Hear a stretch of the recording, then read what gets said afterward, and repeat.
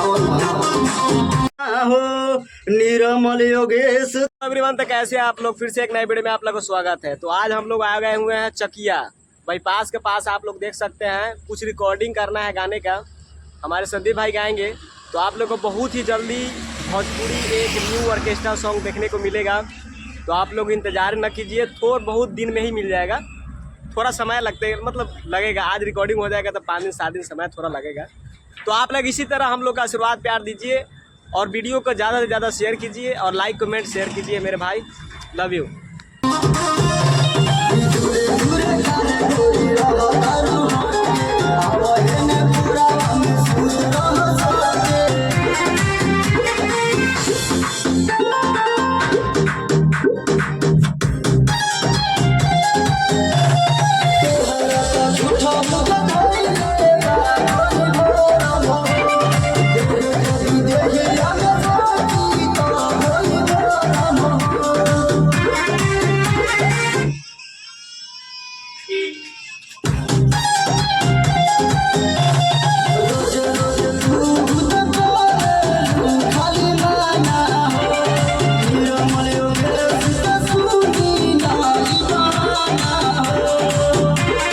रोज रोज तू तो करेलू खाली माना हो, निर्मल योगेश त सुनी न ई बहाना हो।